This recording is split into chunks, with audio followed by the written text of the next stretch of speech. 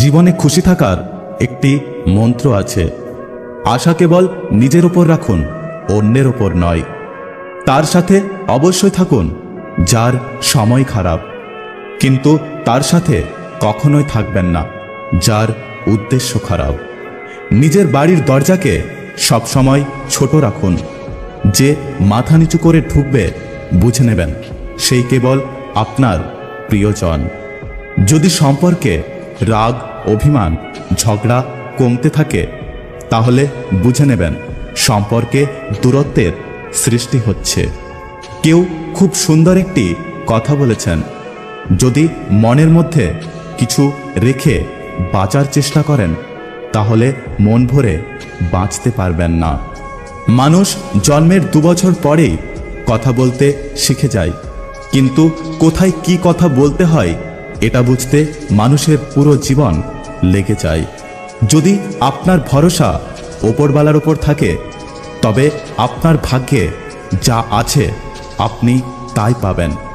কিন্তু যদি বিশ্বাস নিজের ওপর থাকে তাহলে ওপরওয়ালা আপনাকে সেটাই দেবে যেটা আপনি চাইবেন। ওই মানুষটার গুরুত্ব কখনো কমতে দেবেন না যে আজকের দিনে এসেও আপনাকে সময় দেয়। মানুষ দুটো সময়ে সম্পূর্ণ বদলে যায়, হয় কোনো স্পেশাল মানুষ জীবনে এলে, আর না হয় কোনো স্পেশাল মানুষ জীবন থেকে চলে গেলে। লবণের মতো লবণাত্মক জ্ঞান দেওয়া মানুষগুলোই হচ্ছে আপনার আসল বন্ধু।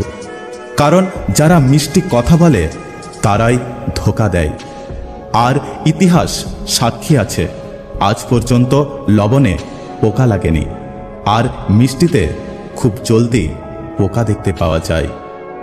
একটা তেতো কথা কি জানেন তো, বাবা মায়ের উপদেশ সবার খারাপ লাগে, কিন্তু বাবা মায়ের সম্পত্তি সবার ভালো লাগে। সম্পর্ক মনের মাঝে থাকা দরকার, কথার মাঝে নয়। আর অভিমান কথার মাঝে থাকা দরকার, মনের মাঝে নয়।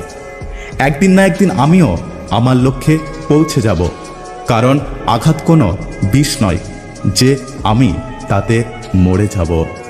মানুষ যখন ভুল করে তখন সে আগে পিছনে ডানে বামে সবখানেই দেখতে পায়, কিন্তু ওপরে দেখতে ভুলে যায়।